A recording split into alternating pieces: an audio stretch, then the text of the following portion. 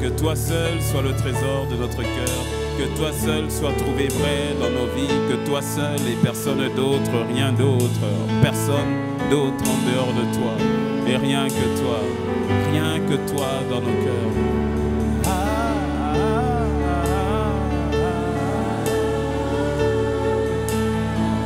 Rien que toi, Seigneur, le trésor de nos vies, le trésor de nos cœurs.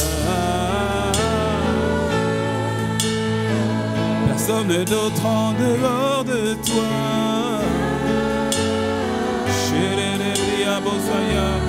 Oh, oh, oh, oh. Saria Maria Rabandere.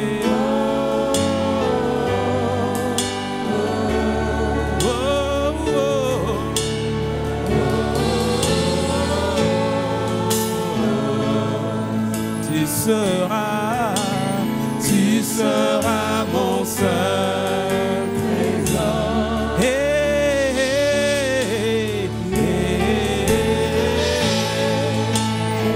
Sharia Maria Namoideria Bara. Sharia Rabaria Caria Rabrosite.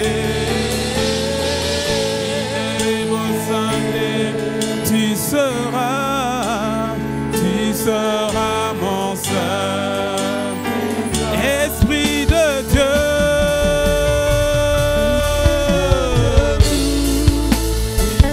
C'est toi que mon cœur. Non, non, non, non, non, non, non. Tu seras mon seul trésor. Tu seras et tu es définitivement notre seul trésor. Que nos cœurs soient en toi, que nos cœurs soient à toi, que nos cœurs soient pour toi. Emmène-nous, ton église, ton ecclésie, à tes enfants, à toi et rien qu'à toi. Que nous ne voyons que toi en toutes circonstances, en toutes saisons, en toutes choses, que nous ne voyons que toi. Sois le premier, le dernier, alpha et oméga, et uniquement toi. Quelle grâce que de t'avoir toi. Notre foi, c'est toi. Notre joie, c'est toi. Notre courage, c'est toi. Notre vie, c'est toi. Ce que nous sommes, c'est toi. Le Christ, Jésus, ressuscité pour nous. Quelle grâce. Béni sois-toi.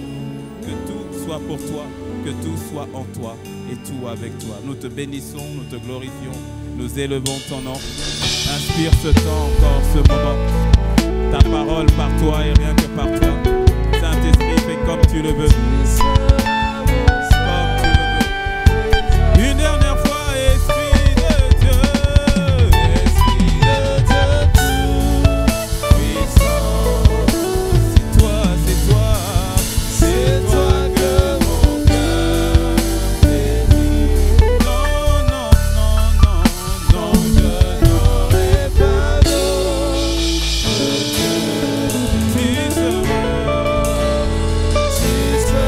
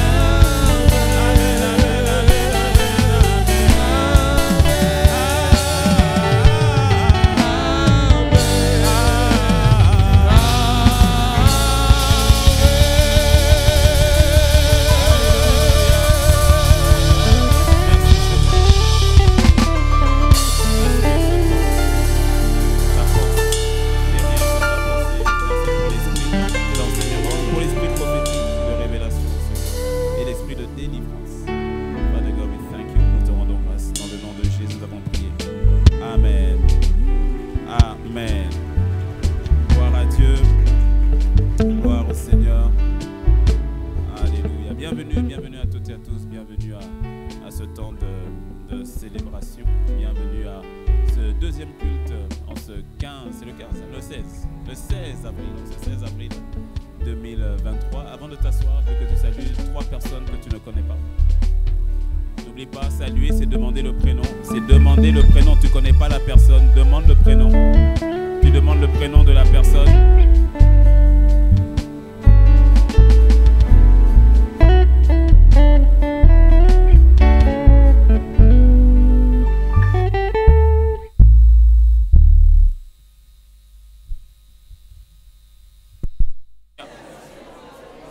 Gloire à Dieu. Vas-y, pose la question. Présente-toi, pose la question, présente-toi.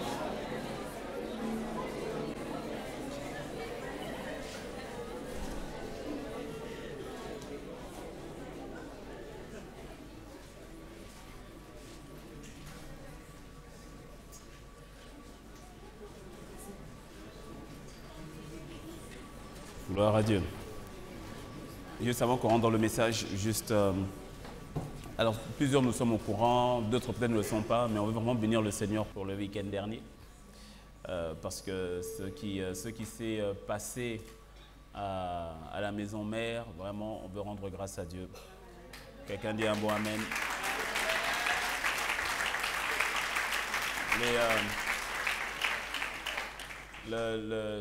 L'aménagement à la cité royale, pour certains, on peut penser que c'est un acquis. Je te promets que c'était tout sauf un acquis, mais vraiment. Et c'est vraiment une page, une étape importante pour la gloire du Seigneur manifeste dans la francophonie et ailleurs. Dis-moi un bon amen. Là, je te dis, hein, ne sois pas déphasé avec ce que Dieu fait dans ta famille, là où les autres à l'extérieur, qu'ils ne soient pas plus au courant que toi. Ah, mon ami, parce que là, sinon, c'est un peu la honte, quoi. Si les gens qui sont extérieurs sont plus au courant de ce que Dieu fait chez toi, il y a un problème. Hein? Ah, dis-moi un bon amen. Amen. Ah oui, hier, j'ai parlé avec certains pasteurs, dont certains que j'ai connus seulement hier, mais en même temps, ils m'ont dit, oh, félicitations, pasteur. Moi, je dis, de quoi vous parlez? Vraiment pour l'aménagement. Je croyais qu'il parlait d'ici de Sion. Je dis, bon, on est en cours. Il dit, non, c'est la cité royale. Oh! Ils m'ont dit, oui, pasteur, on a vu ce qui s'est passé. Vraiment, bénis le Seigneur pour la cité royale. Donc, si toi qui es de la maison, tu n'es pas au courant de ces choses, vraiment. Donc, pour faire le rattrapage à quelqu'un, donc on va juste montrer la vidéo, 1 minute pour la vidéo, pour que quelqu'un puisse faire un rattrapage ou se mettre en connaissance. Donc, ça, c'était dimanche dernier. Donc là, c'est au niveau de l'église, la cité royale. Hein, là, on est dans c'est l'église. Hein, ça, c'est toujours dans l'église. Dis-moi un bon amen. OK? Voilà, là, c'est l'église. Ça, c'est le hall d'entrée. C'est pas l'aéroport, c'est le hall d'entrée de la cité royale. Ok? Ça, c'est le restaurant. C'est le restaurant. Ça, c'est pour les enfants, Impact Junior. Et là, on rentre dans l'auditorium. Là, c'est l'auditorium. 3780 places assises. Impact Junior.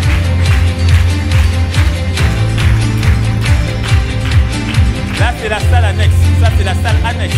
C'est la salle annexe, là. 1500 places pour la salle annexe.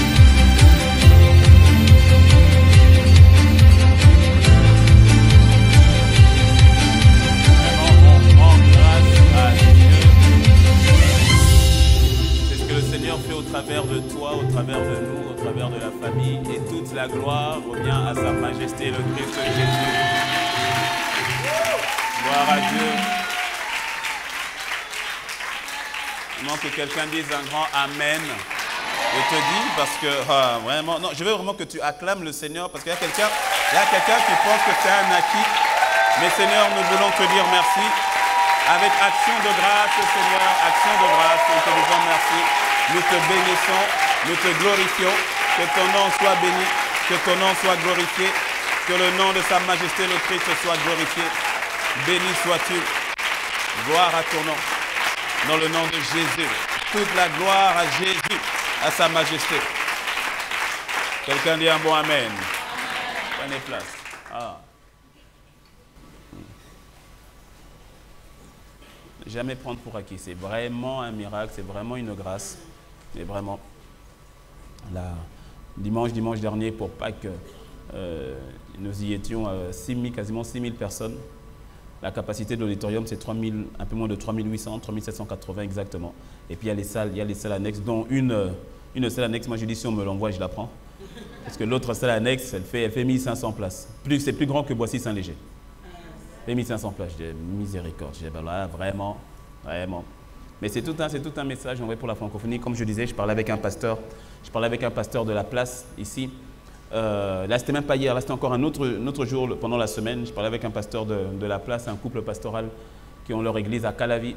Et quand on a terminé, on parlait pour autre chose. Et puis à la fin, avant que je les raccompagne à leur voiture, ils me disaient, mais vraiment, ce qui s'est passé avec la Cité Royale, ça, c'est un message pour nous tous. C'est une brèche ouverte pour nous tous. Ça nous étire, nous tous. Ça nous dit qu'au fait, c'est possible. Parce que si un l'a fait, deux peuvent le faire. Hein, et puis 3, et puis 5, et puis après ça devient une norme. Dis-moi un bon amen. Oui, après ça devient une norme. Je te dis, ça va devenir une norme. Enfin bref. Quelqu'un dit seulement gloire à Dieu.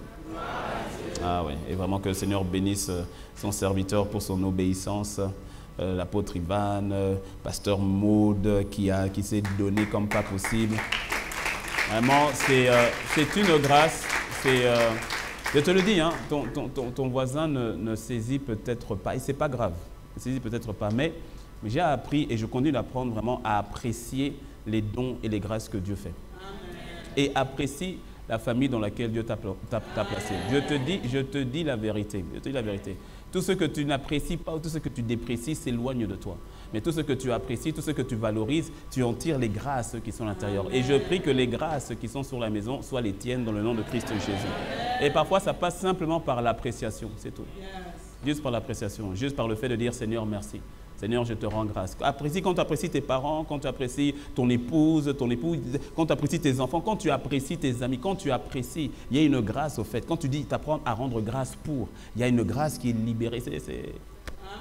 Amen. Et je te dis, il y en a plusieurs à l'extérieur qui apprécient les grâces qui sont que le Seigneur a libérées sur la maison Impact Centre Chrétien et qui en bénéficient grave.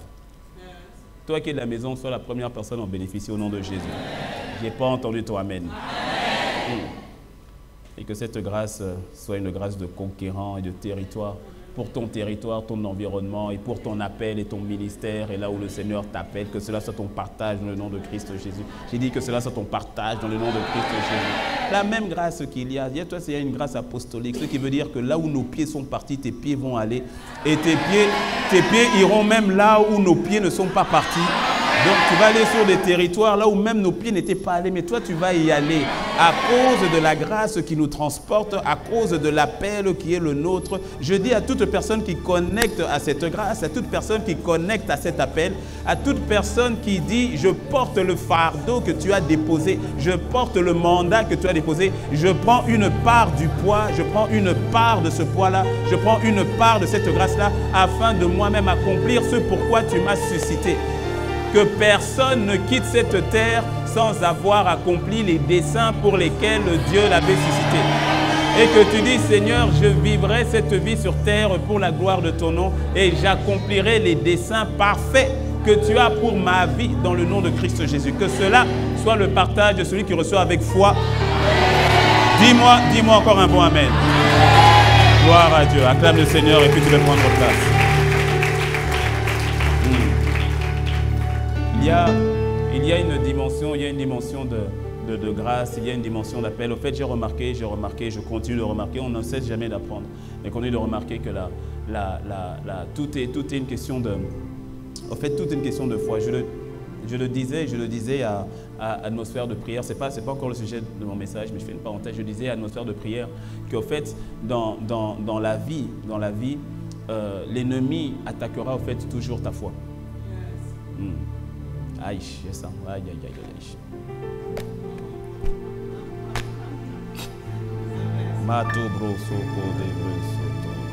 Je ne ferme pas encore, je laisse de côté. Mais dans la vie, au fait, ce que l'ennemi va attaquer, il attaquera toujours ta foi. L'ennemi n'attaque pas tes finances. Il n'en a strictement rien à faire de tes CFA. Il donne des milliards à tous ceux qui l'adorent. N'as-tu pas lu qu'il est écrit que plusieurs ont succombé à Mammon? Donc il n'en a que faire. Ce n'est pas tes 1 million, tes 10 millions, tes 100 millions qui le... du tout. Il donne beaucoup, beaucoup, beaucoup, beaucoup plus à ceux qui décident de l'adorer. Donc quand il attaque ton compte bancaire, là, ce ne sont pas tes CFA qu'il attaque. Il attaque ta foi. Il attaque ta foi et dans ta capacité à croire que Dieu est celui qui dit qu'il est. Il attaque ta capacité à croire que Dieu est vraiment celui qui pourvoit, comme il dit qu'il pourvoit. Il attaque ta confiance que tu places dans le Seigneur. Lorsque le Seigneur attaque ton corps, lorsque le diable, attaque ton corps, c'est pas vraiment ton corps qu'il attaque, c'est pas vraiment, c'est pas pour la maladie comme telle. Ce qu'il attaque d'abord, c'est ta foi. Il veut t'emmener à ce que tu puisses dire, comme la femme de Job, maudit Dieu seulement et meurs. Lorsqu'on regarde la vie de Job, quand on regarde la vie de Job, tu vas voir que Job avait tout ce qu'il fallait. Il a le business, il a des entreprises florissantes qui fonctionnent, tout va bien. Et puis il a le mariage. Et puis un mariage avec enfants. Il en a 7, si je ne me trompe pas. C'est 7 enfants, je crois. Il a 7 enfants. C'est pas petit. Donc tout va bien en fait pour Job. Tout va bien. Et en plus, il aime Dieu. Il craint Dieu. Alors ce que Job ne savait pas, c'est qu'il y avait une discussion, il y avait un combat, pas un pari, mais il y avait une discussion intéressante qui parlait de Job, mais qui ne parlait pas, écoute-moi bien, la discussion sur Job ne s'arrêtait pas sur son mariage. La discussion sur Job ne s'arrêtait pas sur son argent. La discussion de Job ne s'arrêtait pas sur ses enfants. Et la discussion qu'il y avait sur Job, c'était entre Dieu et Satan. Et c'est intéressant de voir que ni Dieu, ni même Satan ne s'arrêtent sur la question du mariage, sur la question du bien-être. Ils s'arrêtent sur un point qui intéresse les deux. La foi de Job, le statut de Job. C'est le seul point qui intéresse Dieu, c'est le seul point que Satan veut attaquer. Il veut l'attaquer comment? En disant non, touche à tout ce qu'il a. Et tu verras si vraiment il s'attache à toi. C'est-à-dire que Satan, en fait, il dit, ok, on va voir si vraiment Job t'aime. On va voir si vraiment il est juste comme tu dis qu'il est. Parce que toi aussi, tu l'as béni, tu lui as fait du bien. Et toi aussi, tu lui as fait du bien. Mais comment est-ce que tu ne veux pas qu'il te bénisse? Tu lui as fait du bien. Et le Seigneur est prêt à dire, ok, c'est pas le problème. Sauf que je ne te donne pas le pouvoir de toucher à sa vie. Et quand tu vois l'histoire de Job, c'est intéressant de voir qu'en une journée, ce n'est pas en un mois, ce n'est pas en une semaine, en une journée, Job est chez lui. On vient en pagaille lui dire, patron, qu'est-ce qu'il y a? Le business a coulé. Je ne comprends pas. Tous nos conteneurs sont à l'eau. La société qui est de l'autre côté, les bandits sont venus, ils ont tout ravagé. Ils ont tout pris. Ils ont même tué les serviteurs. Les nouvelles qui viennent comme ça. Un autre serviteur qui vient, il reçoit les SMS, il reçoit les WhatsApp. Amène ça en 2023. Il reçoit toutes ces annonces. Il ne comprend pas le téléphone qui sonne. Les messages WhatsApp qui descendent. Oh, là-bas. Au niveau de la bourse, il y avait des actions. Toutes les actions ont chuté en même temps. Il ne sait pas qu'il est ruiné, il est endetté, en même temps endetté. Et puis après, c'est pas fini, il voit la dada des plus petits enfants qui arrivent. Papa, il dit quoi?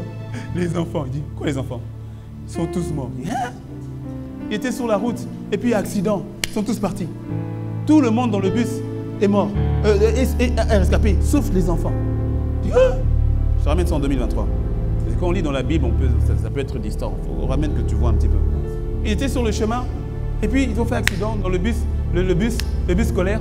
Tous les autres enfants sont rescapés, sauf nos enfants.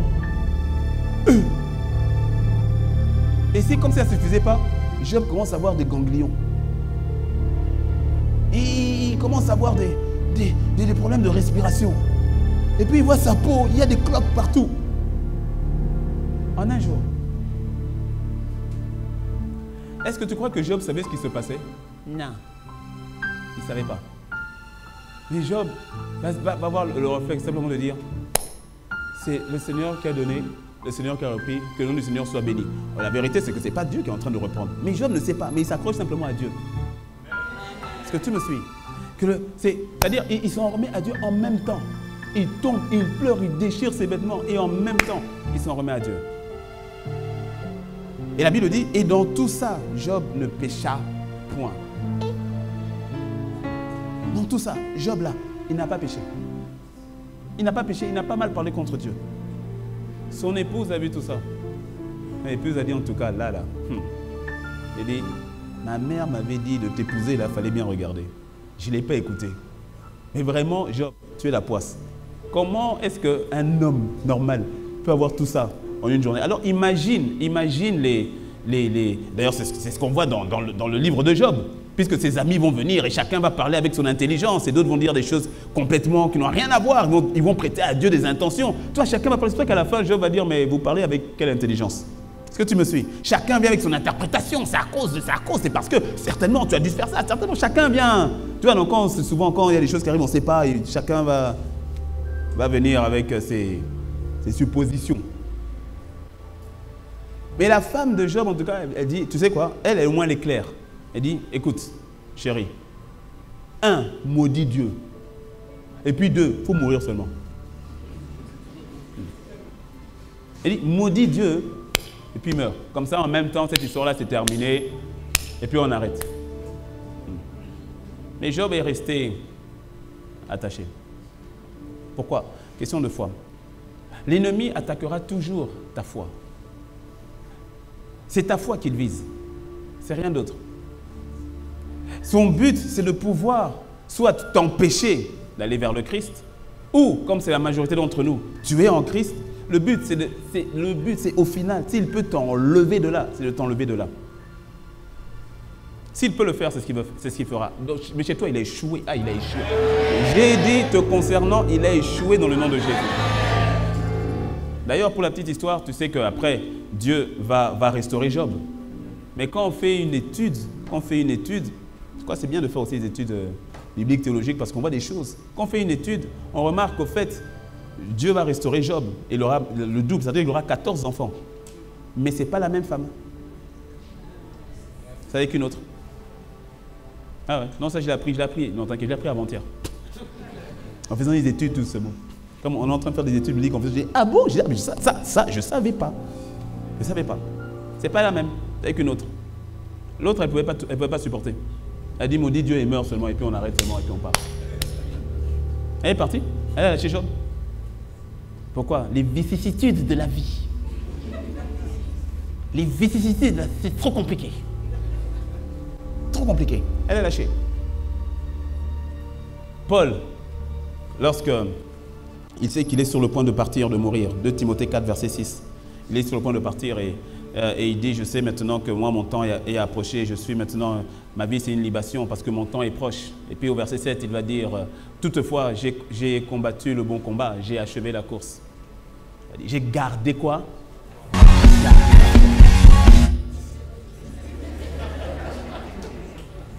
Vas-y, mets la musique, vas-y. Ah, ok. Non, je croyais que c'était dans le message. Prochaine fois, on va faire ensemble. Tu vois, tu mets une musique et tout, je fais un pas de danse.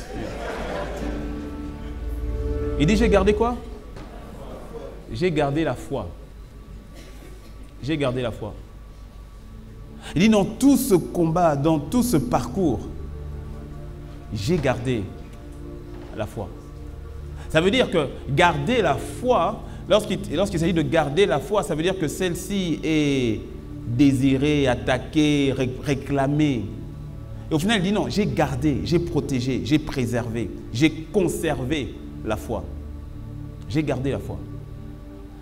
Il dira à Timothée, combat le bon combat de la foi, saisis la vie éternelle pour laquelle tu as fait une si belle profession. Il dit, combat le bon combat de la foi, la notion de foi. Il dit, j'ai gardé la foi. Le verset 8, il continue en disant, désormais la couronne de justice m'est réservée. Le Seigneur, le juste juge, me la donnera à moi en ce jour-là. Pas seulement à moi, mais aussi à tous ceux qui auront aimé son avènement. Alors ce qui est intéressant, c'est que le verset qui suit, verset 9, et puis il dit, Démas m'a abandonné. Mettez 2 Timothée 4, verset 9. Quand on arrive au verset 9, tu vois, juste après, il vient de parler du combat, il vient de parler de la notion de garder la course, d'achever la course et tout cela. Et puis après, au verset 9, verset 9. Verset 9.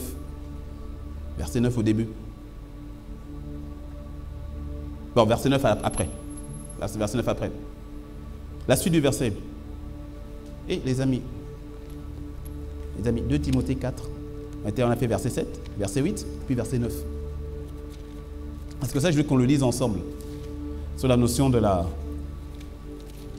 foi. Parce que c'est intéressant que juste après cela, Paul fasse allusion à l'aspect de son ami de tous les jours, Démas. Verset 10, ok. Verset 10. Il dit, viens auprès de moi. Pourquoi? Car Démas m'a abandonné. Pourquoi? Pourquoi est-ce que Démas m'a abandonné? Pourquoi est-ce que Démas est parti? C'est important, hein? Il dit, viens plutôt auprès de moi, parce que mon ami Démas, mon compagnon d'armes Démas, Démas avec qui on a commencé l'œuvre, en tout cas il nous a rejoint dans l'œuvre très vite, Démas qui était l'un des premiers, Démas qui m'avait rejoint, il a lâché, pourquoi? Par amour pour le siècle présent. Et il est parti à Thessalonique. Peut-être que Démas était fatigué de ne voir que lui, ce n'était pas les hôtels, c'était toujours les prisons. Avec Paul, vraiment, on devient des voyageurs pénitentiaires. On est connus de tous les prisonniers. Quand tu arrives en prison, on dit « Oh, Démas, c'est encore vous !» Oui, c'est nous. On est reparti peut-être pour 3 mois, on ne sait pas, on va voir. Démas dit « Non, mais si c'est vraiment ça, vraiment, est-ce que ça vaut la peine? Est-ce que Dieu est dedans? Dieu est vraiment dedans parce que, vraiment, Paul, ton truc là, et tu vois, quand c'est comme ça, souvent, avant c'est « Ah, Paul, vraiment, Jésus là, ce qu'il fait là. » Et puis quand ça devient compliqué, « Ah, Paul, ton histoire là. » Tu vois, non? Hein, parce que bon, c'est toi qui m'as parlé de tout ça, mais je ne comprends plus ton histoire. Mais comment ça? C'est l'histoire du Seigneur. Non, non, ton histoire. L'amour du siècle présent. Le cœur, la foi. Et quand tu fais une étude, parce que cette lettre, c'est l'une de mes lettres que j'aime beaucoup, parce que c'est la dernière lettre de Paul. C'est la dernière qu'il a écrite, de Timothée. C'est la dernière. Après cela, Paul va rejoindre le Seigneur au travers de la décapitation.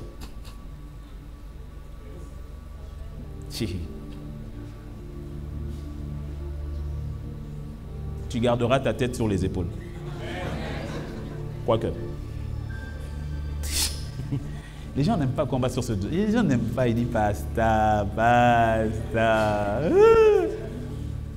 Ok, je ne vais pas là-bas. Je ne vais pas là-bas.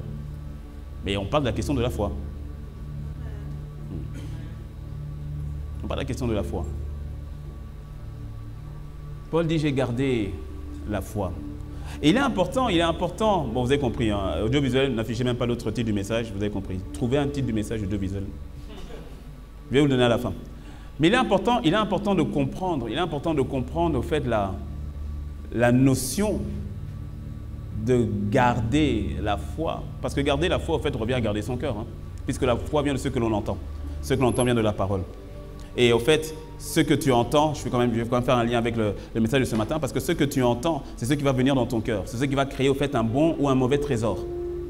C'est pour ça que Luc 6 va nous dire, celui qui a un bon trésor tire de bonnes choses de son trésor, et celui qui a un mauvais trésor, le méchant, tire de mauvaises choses de son trésor. Car c'est de l'abondance du cœur que la bouche parle. Okay? Donc, ce qui veut dire en fait que ce que tu entends, la foi que tu gardes dans le cœur, va déterminer ce qui va sortir de ce cœur. Quand il dit j'ai gardé la foi, tu comprends qu'il a gardé la foi. La foi est où? Dans le cœur. Il a gardé son cœur. Il a gardé son cœur dans la foi. Alors, revenons sur la question de la foi. Passage que nous connaissons. Quel est le passage qui parle de la foi? Quelle est la définition de la foi? Le passage qui donne la définition de la foi. Hébreux 11, verset 1. Donc, Hébreux 11, verset 1 et un passage en plus de Jean 3, 16 que tu dois connaître par cœur. Dis-moi un bon amen. 1, 2, 3, tous ensemble, ne l'affichez pas. 1, 2, 3, or.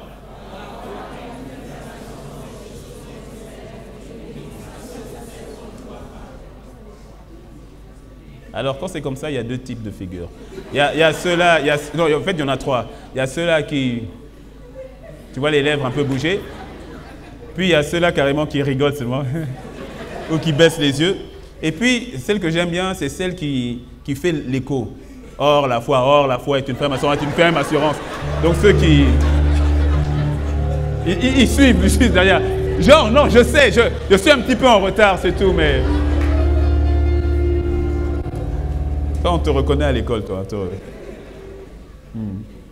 Or, la foi est une ferme assurance des choses que l'on espère, une démonstration de celles qu'on ne voit pas. Et bien souvent, on prend ce passage et on le voit dans la dimension en fait que la foi nous est donnée pour obtenir ces choses que Dieu a pour nous, en l'occurrence dans le monde spirituel. Donc la foi est le bras. C'est notre bras dans l'esprit pour récupérer démonstration des choses qu'on ne voit pas, donc pour récupérer ce que les yeux ne voient pas et pour l'emmener dans le domaine du naturel. Et ce qui est vrai, mais il est important de bien comprendre la fondation de la foi. Sinon, tu vas t'arrêter à un niveau éphémère. Je t'explique. Parce que c'est là où vient le défi de plusieurs. Le défi de plusieurs, pourquoi est-ce que plusieurs ont du mal à garder la foi? Parce qu'ils ont vu la foi principalement, je n'ai pas dit exclusivement, mais principalement la foi est vécue justement comme le moyen d'obtenir les choses que nous voulons, que nous désirons. Et c'est là où le bas blesse. Tu sais pourquoi? Parce que c'est là où ça dénote que la foi de certains n'est pas aussi solide qu'ils aimeraient eux-mêmes qu'elle soit. Je t'explique par illustration. Lorsque ma foi n'est vécue uniquement que dans le fait de recevoir les choses pour lesquelles je crois, si ces choses, je ne les reçois pas comme et quand je veux qu'elles arrivent, automatiquement ma foi prend un coup. Et c'est le cas de plusieurs. C'est le cas de plusieurs. La foi de plusieurs prend un coup dès le moment où la chose pour laquelle j'ai prié et dont je sais que Dieu est capable, parce que Dieu est Dieu, et je sais qu'il est capable, en plus j'ai des témoignages dans mon entourage de ce qu'il a fait pour un tel, de ce qu'il a fait pour un tel. Donc automatiquement je prends ma foi, je dis Seigneur, agis, que tu puisses agir. Et laisse-moi te dire, le Seigneur peut agir infiniment au-delà de ce que tu peux même prier.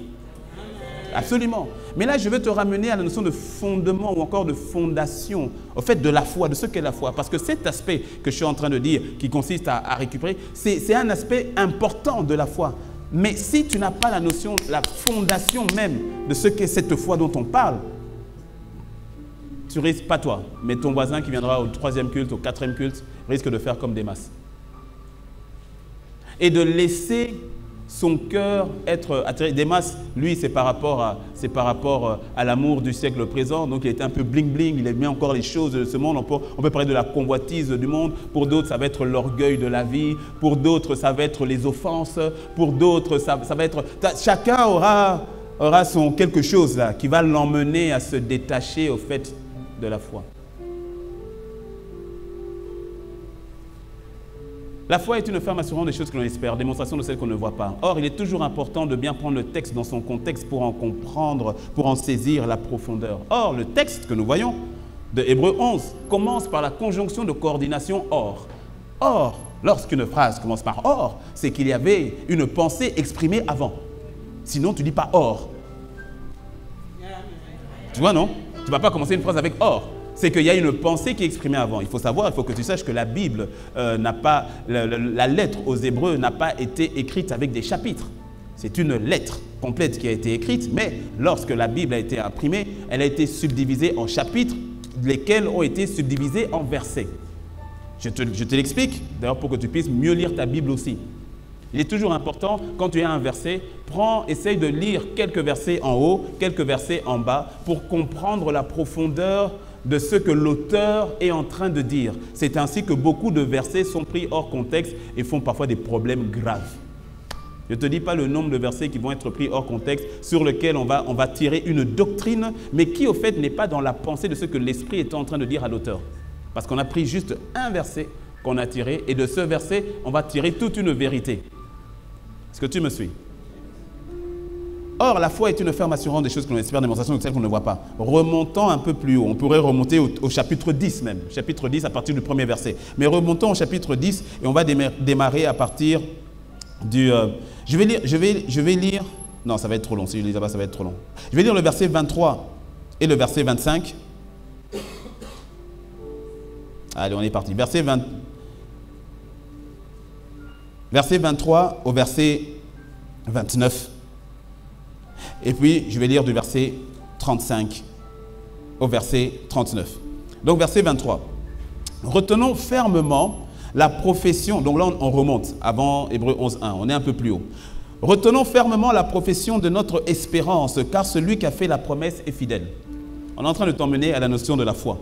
Il dit, retenons fermement la profession de notre espérance, car celui qui a fait la promesse est fidèle. Nous sommes dans un contexte où tous ceux qui disent croire en Christ Jésus sont persécutés pour de vrai.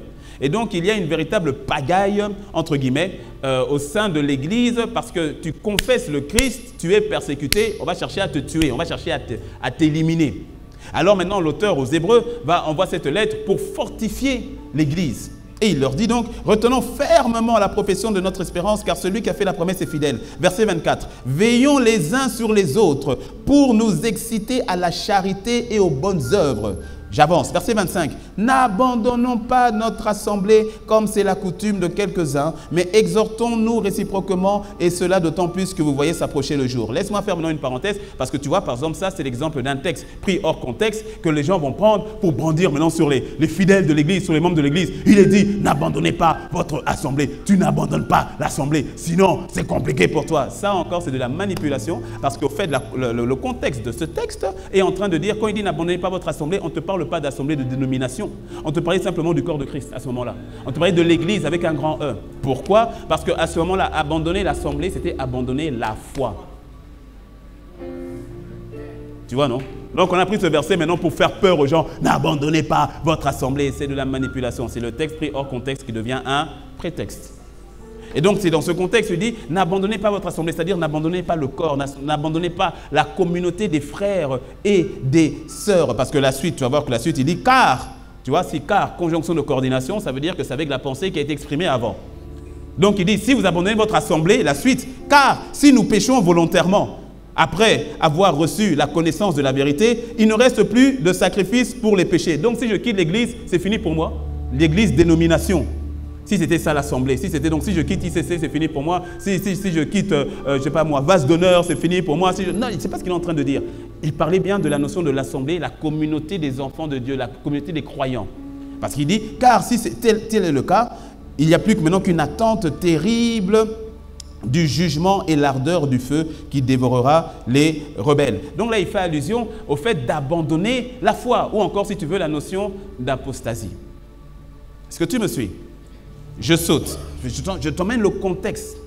Je saute. On saute au verset 35. N'abandonnez pas votre assurance à laquelle est attachée une grande, dis avec moi grande, une grande rémunération. Alors c'est intéressant parce que la rémunération dont il parle est attachée à l'espérance. Et je te dis, beaucoup ont un défi en termes d'espérance. La foi est une ferme assurance des choses que l'on espère. La qualité de ton espérance détermine la qualité de ta foi. Or, aujourd'hui, beaucoup ont un problème avec l'espérance. Parce qu'il dit, n'abandonnez pas, gardez l'assurance, n'abandonnez pas votre assurance à laquelle est attachée une grande rémunération, car vous avez besoin de persévérance afin qu'après avoir accompli la volonté de Dieu, vous obteniez ce qui vous est promis. Il est en train de les emmener dans une dimension d'espérance. Espérance manifeste sur terre et espérance manifeste après la vie sur terre. Est-ce que tu me suis?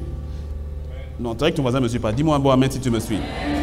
Encore un peu de temps. Au fait, pourquoi? Je reste vraiment dans le contexte parce que regarde, il continue, verset 37. Il dit encore un peu de temps, et celui qui doit venir viendra, et il ne tardera pas. Il fait allusion donc au Seigneur. Et mon juste vivra par la foi. En fait, tu comprends que la foi t'est donnée d'abord. Ça, je te parle de la notion de la fondation même de la foi. Quand Paul dit « j'ai gardé la foi », il ne te parle pas de la manifestation de l'exaucement à ses prières de foi. Il te parle de la nature même de la foi. Il te parle de la nature même de la foi. Il dit « j'ai gardé la foi ». Je fais une parenthèse, je reviens ici, mais je vais faire une parenthèse. Luc 6 nous parle de Jésus qui dit Jésus qui dit « Pourquoi m'appelez-vous Seigneur, Seigneur, mais ne faites-vous pas ce que je vous dis ?» Et ensuite, il dit « Voici à quoi ressemble celui qui entend ma parole et met en pratique. Il est semblable à quelqu'un qui a creusé profondément et qui a mis la fondation sur le roc. La tempête est venue, les torrents se sont abattus contre cette maison et la maison est demeurée ferme. » Par contre, celui qui entend mes paroles mais ne les met pas en pratique est semblable à quelqu'un qui a construit sur le sable. La tempête aussi est venue, le torrent est venu, la maison s'est écroulée et la ruine de cet homme fut grande. Laisse-moi te dire que lorsque l'un des meilleurs moyens pour toi de savoir si ta foi est enracinée, c'est en temps de crise. Je le dis autrement. Parfois, le Seigneur permet des temps de crise jusque pour que tu puisses bien reconsolider ta foi. Je n'ai pas dit qu'il provoque les crises, mais j'ai dit parfois il permet. Juste pour que ta foi soit bien consolidée. Des fois, on croit être enraciné jusqu'à ce que...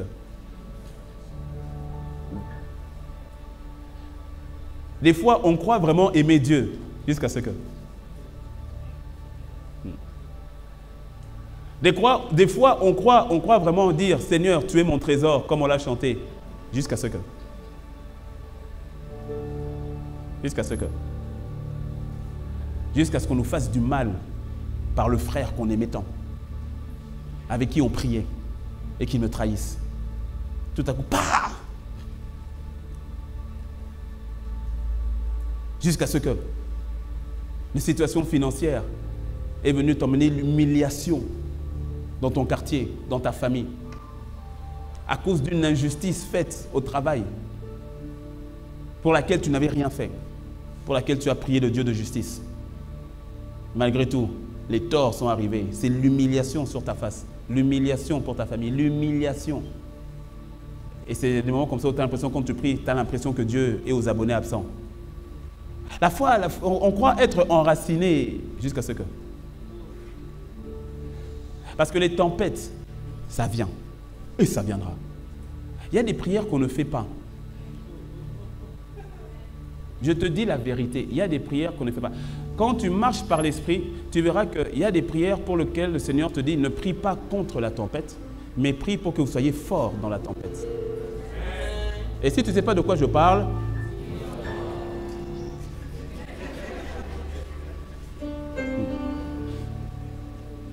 mais ceux à qui je m'adresse et qui savent de quoi, ceux qui vivent déjà, le savent.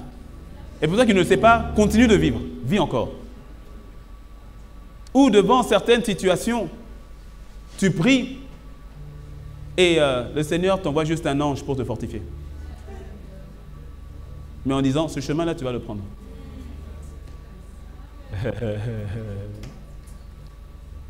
Là maintenant, qu'est-ce que tu dis?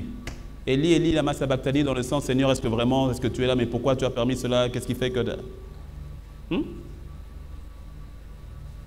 J'ai gardé la foi. J'ai gardé la foi. Revenons à notre texte de Hébreu.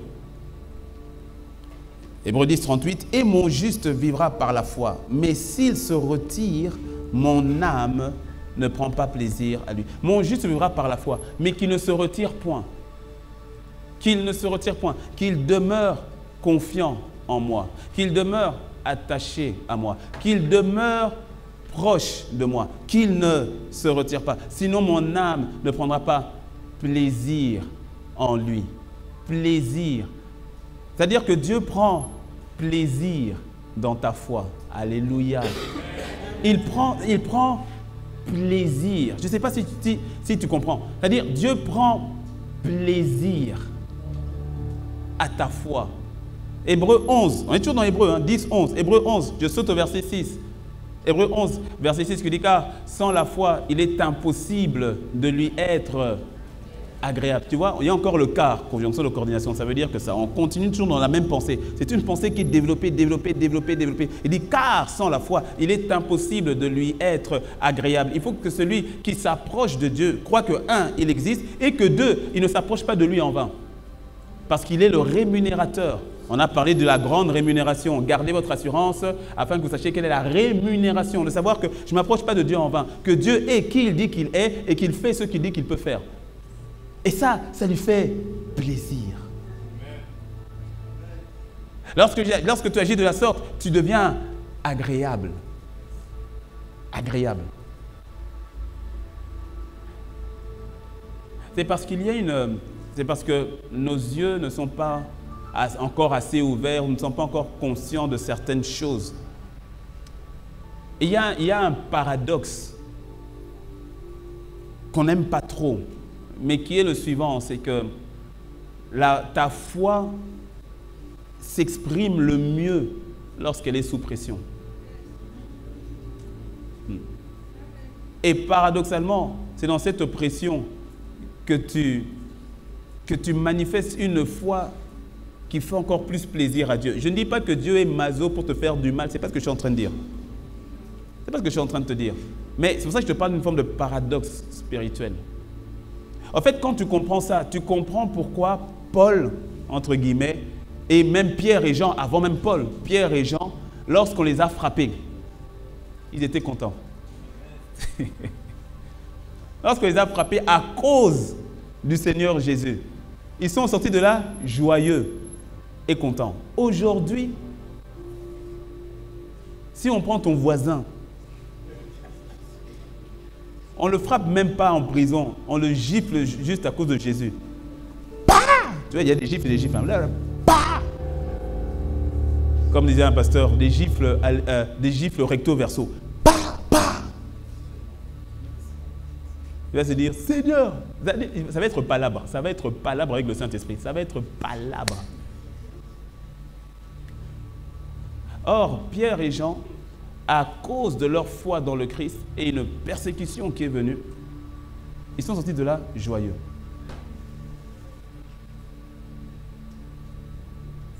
Pourquoi? Ce n'est pas qu'ils étaient des super-hommes. Ils étaient remplis du même Saint-Esprit que toi et moi. Mais c'est une notion de compréhension par rapport à la question de la foi. Dis à ton voisin, garde la foi. D'ailleurs, c'est tout du message. En toutes circonstances, garde la foi. Garde la foi.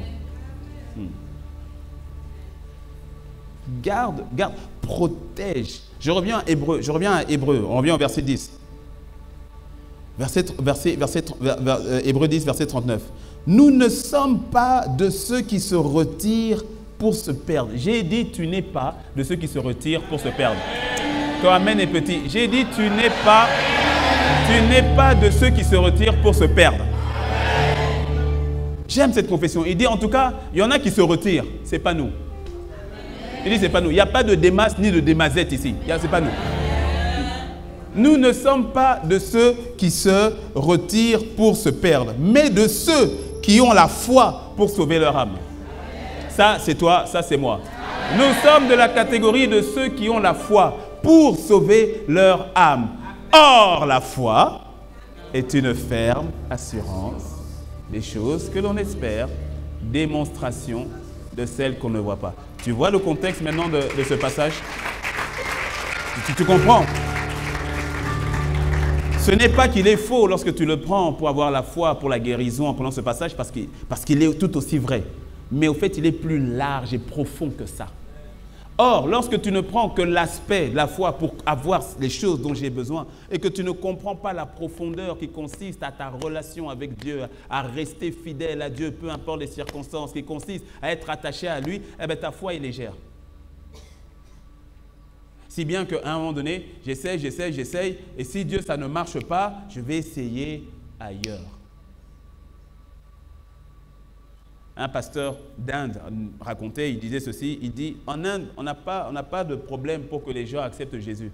Ce n'est pas un problème. Les gens acceptent Jésus facile. Il dit, ah bon? Il dit, facile. Il dit, ah bon?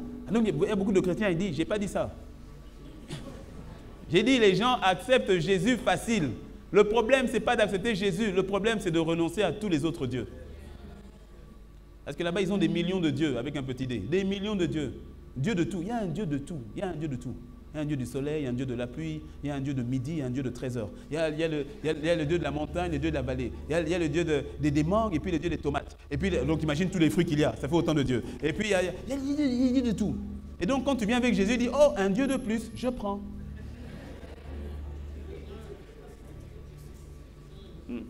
Et donc, ils vont essayer à un moment Jésus. Si ça ne marche pas, il dit, bon, c'est pas grave, on va essayer le Dieu des tomates. Je te réessayerai peut-être pour les mangues. Parce que toi, les tomates, on dirait que tu n'y arrives pas.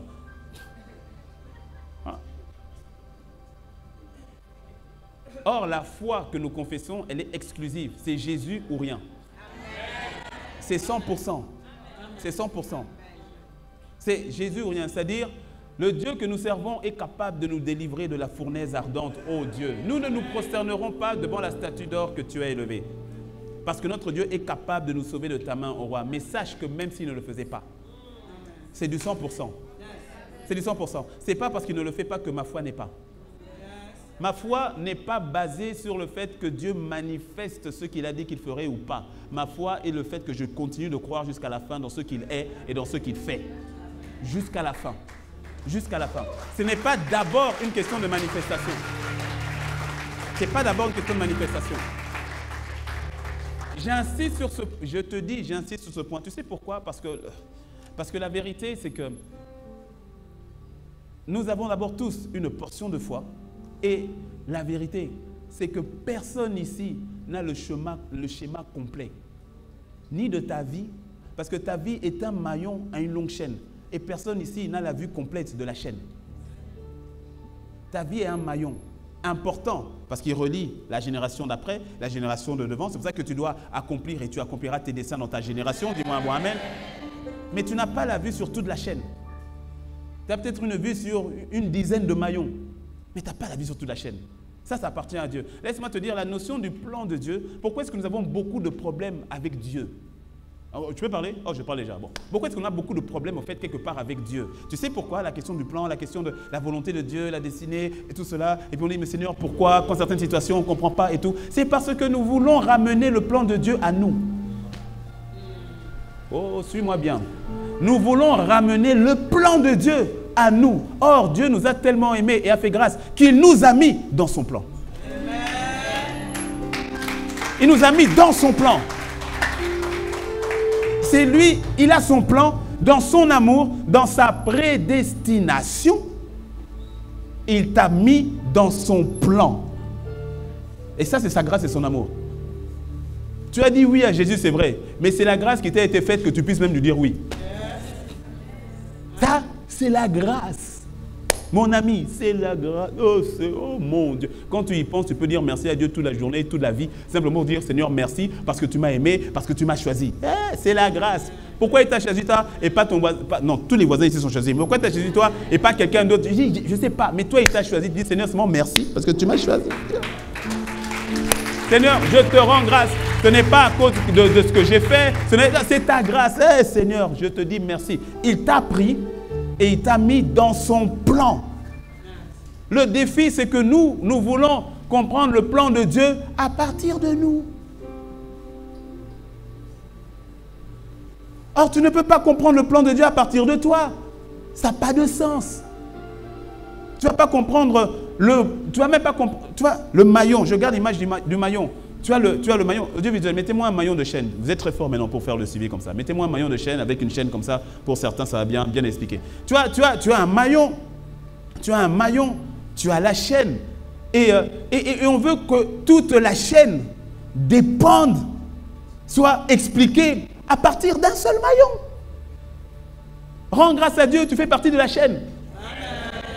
Et le but de la chaîne, ce n'est pas d'être une chaîne. Parce que s'il y a une chaîne, c'est qu'il y a un but derrière. Et même le but de cette chaîne-là, peut-être que c'est pour attacher tel poteau. Mais ce n'est pas seulement pour attacher tel poteau. Parce que c'est quand ça attache tel poteau, c'est parce que l'autre côté, ça attache. Parce que au fait, le poteau, tu remarques au fait, ce n'est pas que les poteaux. Que les poteaux, c'est tout un édifice. Et que les parties qui sont attachées, ce n'est qu'une partie de l'édifice qui lui-même est rattaché à notre édifice. Et puis tu vois, mais l'édifice est immense. Et puis toi, tu vois que tu es le maillon d'une chaîne. Et tu n'as pas la vision de tout l'édifice. Rends grâce à Dieu, tu es dans la chaîne, tu es dans l'édifice, tu es dans le plan. Tu es dans le plan. Alors nous, on ne comprend pas. On ne comprend pas, on ne saisit pas, parce qu'on veut tout comprendre à partir de nous. Et c'est ça le problème. C'est ça qui frustre beaucoup. Ils veulent tout saisir à partir de nous. C'est pour cela la Bible, toute la Bible t'emmène à avoir foi en lui. À avoir foi en lui, à lui faire confiance. À lui. Quand tu vas faire un voyage avec les enfants, quand ils sont surtout de bas âge, tu leur dis seulement, voilà, maillon de la chaîne. Vous voyez, tu vois, non? Ça, c'est, toi, t'es un maillon. Un maillon. Et tu vois, j'aime bien cette chaîne parce que toi, les maillons dans deux sens. Et les maillons comme ça, les maillons comme ça. Arrête de critiquer l'autre parce qu'il n'est pas comme toi. Parce que s'il était comme toi, on ne pourrait pas faire la chaîne. Tu vois? Ah, mais Seigneur, pourquoi moi? Pourquoi moi? Seigneur, pourquoi moi? Et pourtant, tu as dit que, et pourtant, tes plans, pourquoi l'autre est comme ça? Tais-toi. Bénis Dieu, tu es dans la chaîne. Tu es dans son plan, il t'a aimé, il t'a mis dedans. Tu es dedans, fais-lui confiance. Je te dis, on ne voit pas tout, on ne saisit pas tout, mais lui, il est là. Mais lui, il est là.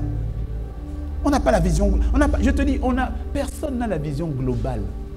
On a une idée, à plus ou moins, mais personne n'a la vision globale. C'est pour cela, au final, c'est pour ça que tu vois, Jésus n'a pas dit, je vais te montrer le chemin. Il a dit, je suis le chemin. Il a dit, je suis le chemin. Je ne vais pas te montrer, il n'y a pas d'autre chemin si ce n'est moi. Je suis le chemin. Je ne vais pas te montrer c'est quoi la bonne vie. Je suis la vie, tu vois. Il dit, je ne vais pas te nourrir avec la nourriture. Je suis le pain de vie. Je ne vais pas te montrer où est la lumière. Je suis la lumière. Tu vois, je ne vais pas te montrer le moyen de la résurrection. C'est moi, je suis la résurrection. À 7 reprises dans le livre de Jean, le Seigneur marque sa divinité en disant à chaque fois, je suis. Je ne vais pas te dire c'est quoi la vérité parce que je suis la vérité. Lui, toute notre vie prend un sens en lui. C'est pour ça que tout est en Christ. Le sens même de la vie, le sens même de l'univers n'a de sens qu'en lui. Alors à ton petit niveau et à mon petit niveau à nous, on se greffe à lui. On se greffe à lui. C'est pour cela que quand il parle de la notion de la foi, la fondation, le but premier de la foi, c'est de t'emmener au fait à lui. À lui. À lui. 2 Timothée 4 que nous avons lu, j'ai combattu le bon combat, j'ai achevé la course, j'ai gardé la foi. Paul est en train de dire cela, il dit désormais la couronne de justice m'est réservée. Il dit en tout cas, j'ai réussi. Paul, tu es sûr? Il dit oui, j'ai réussi. Paul, tu es sûr? J'ai réussi. Paul, tu es en prison. Je te dis, j'ai réussi. Paul, tu es enchaîné. Il dit, j'ai réussi. Tu crois que Paul avait toute la vision? Non. Il dit, mais en tout cas, ma course, là, moi, je l'ai achevée. Tu crois que Paul savait qu'on parlerait de lui en 2023?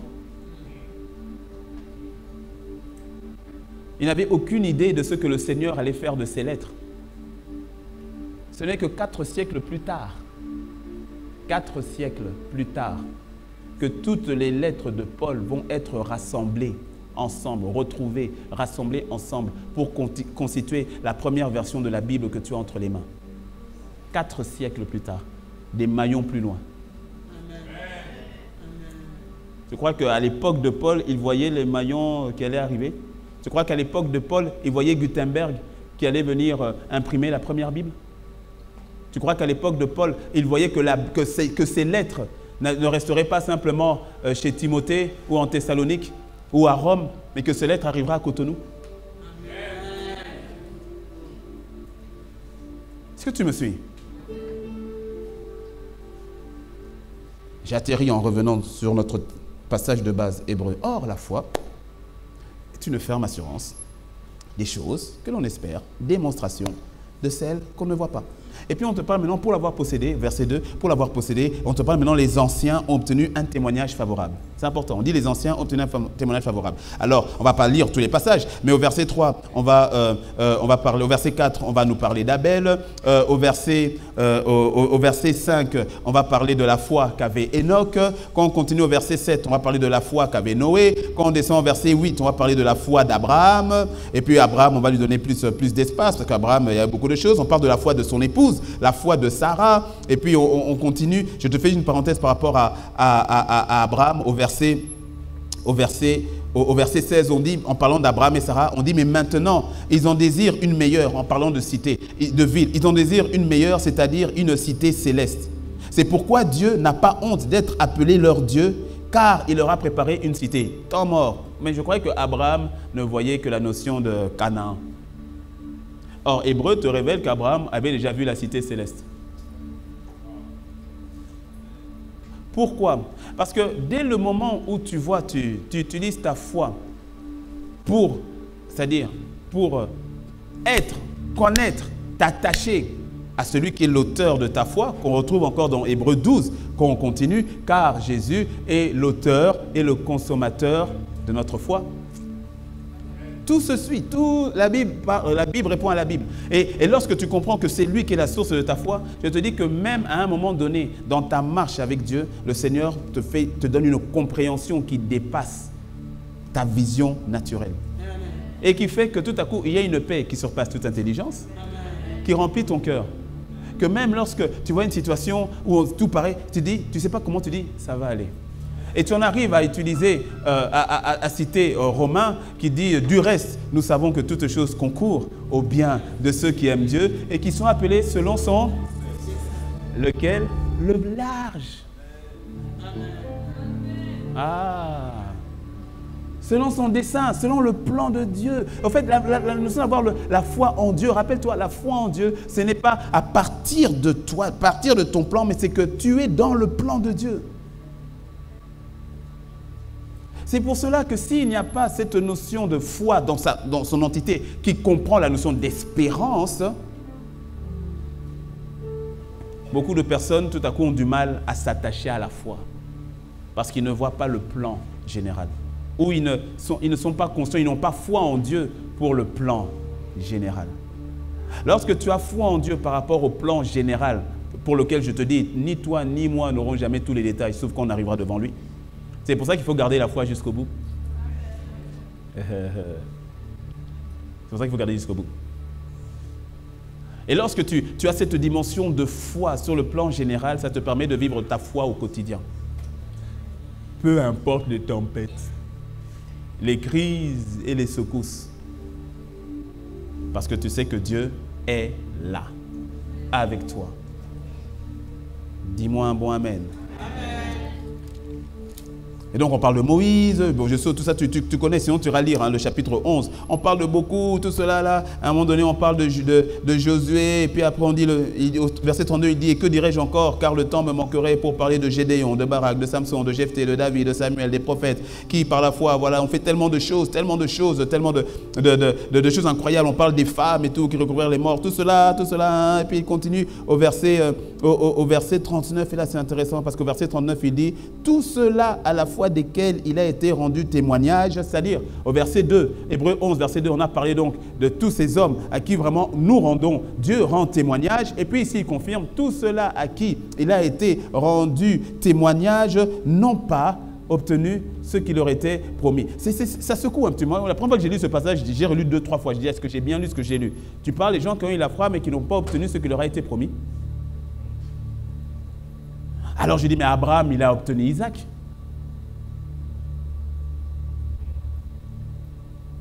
Je dis, mais Moïse, même si c'est vrai qu'il n'est pas rentré à Canaan, mais il a obtenu la libération du peuple d'Égypte. Le peuple d'Israël est sorti d'Égypte. Et je dis, mais je ne sais pas, Noé, il a obtenu quand même, ils ont été sauvés là, avec l'arche. Mais qu'est-ce que ça veut dire alors? Ceux qui leur étaient, est-ce qu'il y avait plus? Ça veut dire qu'il y avait, au fait, il y avait encore beaucoup plus.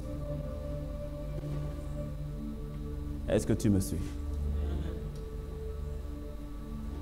Dieu ayant en vue quelque chose de meilleur pour nous, afin qu'il ne parvinsse pas sans nous à la perfection. C'est-à-dire, c'est les maillons de la chaîne.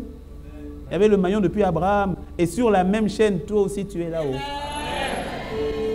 C'est pour ça que quand tu arriveras devant Abraham, il va te connaître, il va te dire, Teddy, comment tu vas? En même temps, comment tu vas? Tu me connais? Je dis oui, je te connais. Comment vas-tu?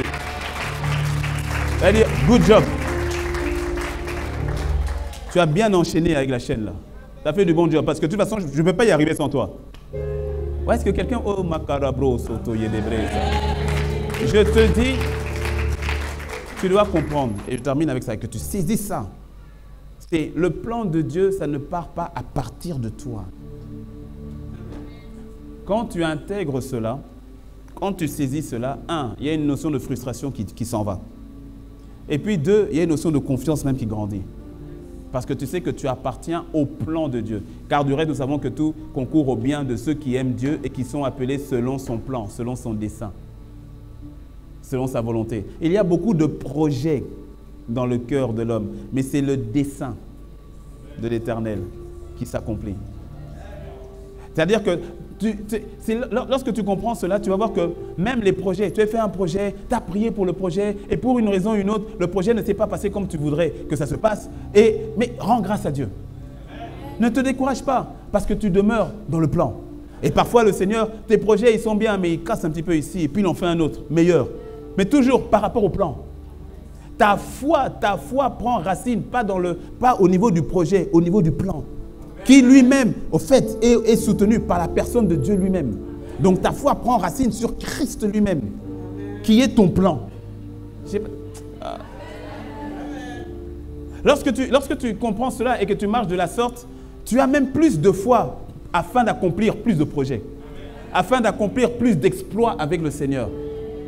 Parce que ta foi n'est pas enracinée dans la manifestation d'un projet, dans la manifestation d'un exaucement. Ta foi est plus profonde que ça. Parce que ta foi est en lui. Parce qu'il est le sujet de ta foi. Hébreux 12 qui dit, nous donc aussi, puisque, c'est le dernier verset, versets 1 et 2, nous donc aussi, puisque nous sommes environnés d'une si grande nuée de témoins, rejetons tout fardeau et le péché qui nous enveloppe si facilement. C'est-à-dire, tu vois, il te fait tout, il t'explique tout, Hébreux 11, et puis il te dit, mais vous voyez, tous ces héros de la foi, ces héroïnes de la foi, tous ces exemples, c'est une grande nuée de témoins qui te regardent, qui me regardent, parce que tu vois, ils font tous partie du plan général de Dieu, dans lequel toi aussi tu fais partie. Beaucoup trop de personnes voient Dieu uniquement dans leur domaine individuel pour leur plan à eux. Et c'est problématique. C'est ça qui fait que beaucoup vacillent dans leur foi. Ils voient Dieu uniquement dans la manifestation de leur plan à eux, de leur dessein à eux, de leur mariage à eux, de leur travail à eux, de leur truc à eux. Or que tout ce qu'il y a à toi là fait partie d'un plan général.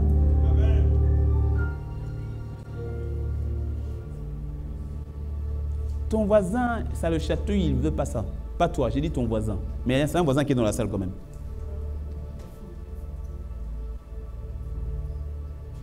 Je suis obligé de t'emmener dans cette pensée et dans cette connaissance-là. Pourquoi? Parce que sinon, on a une église faible. À la moindre secousse, à la moindre déconvenue, au moindre non-exaucement. Et puis c'est une église qui commence à compter les points. Seigneur, ça fait 3 fois que je prie. Tu m'as exaucé 0 fois. À la 4e fois.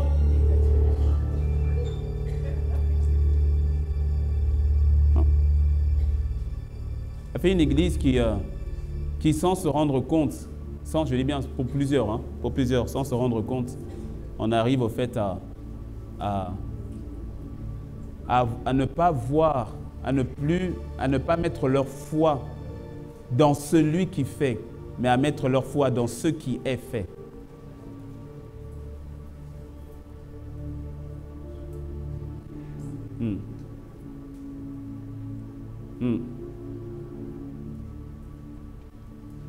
Je te dis, j'insiste là-dessus. J'insiste là-dessus. Il y a eu des démasses à cause de l'amour du monde. Il y avait des mauvais trésors dans le cœur qui étaient gardés. C'est à cause de l'amour du monde. Mais il y a eu des personnes, c'est à cause des offenses.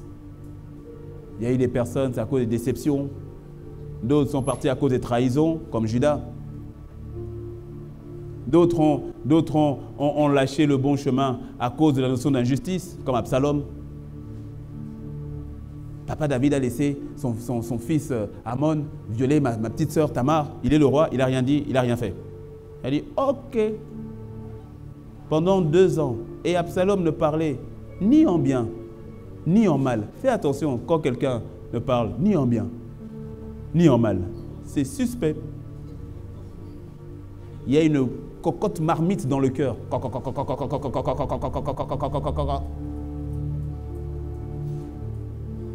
Et Amnon vient dire, papa, je vais faire une fête. Absalom, il dit, papa, je vais faire une fête. Il dit, d'accord. Il dit, oui, mais il faut convoquer tous les enfants, hein, tous tes enfants. Amnon aussi, il faut le convoquer. Même David est étonné, il dit, parce que David sait. Il dit, toi, c'est 2 ans après ça. Il dit, mais toi, pourquoi tu veux Amnon? Il dit, non, il faut l'inviter. Il peut papa. Toi aussi, il faut venir. Hein. C'est-à-dire, Absalom était à un point où il a dit, je vais tuer ton fils devant toi. Absalom. Cocotte minute. Est-ce que tu me suis? Plusieurs ont quitté le bon chemin à cause de différentes situations. Le cœur. Parce que la foi, c'est dans le cœur. Garder la foi, c'est garder ton cœur. Parce que la foi est dans le cœur. Oh. Est-ce que tu me suis?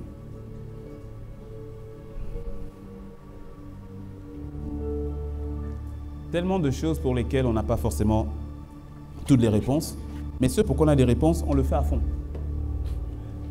Oui. Là où le Seigneur nous dit à la fin, on y va à fond. Il y a une partie qui lui appartient, il n'y a pas de problème. Il y a une partie qui nous appartient, il nous donne cette partie, on y va à fond. Mais toujours enraciné en lui. Toujours enraciné en lui. Toujours. Toujours. En toutes circonstances. Favorable ou pas. Dans les sommets ou bien dans les vallées. Dans la joie ou dans l'épreuve. Dans l'amour ou dans la trahison. En toute situation, en toute épreuve.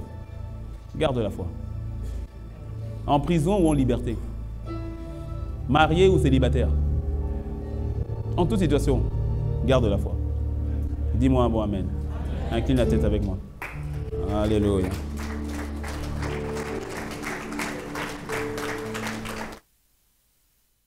Est-ce que tu peux élever la voix? Élève la voix. Sa de broso. Sa que de bria da broso. Sante bria bosa eka eka re la ba sa eka santo. Shadadabre, sadadabre, sadadabre, sadadabre. Sadadabre, kayadabro, sayadabra, sayeka eka eta dabo. Antebre, antebre, antebre, antebre. Socorro dobro robo sikete yadabro, sekayadaba santa.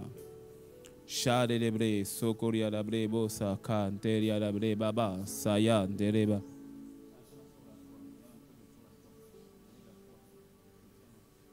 Shada robo sikete keria dabrobo, sokotoro robo siketeria dabrobo sikatara dabrobo sinta.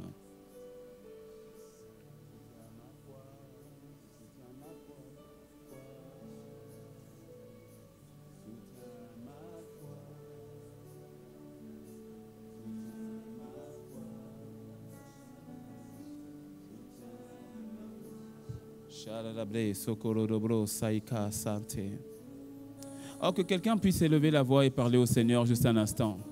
Que quelqu'un puisse élever la voix et parler au Seigneur juste un instant.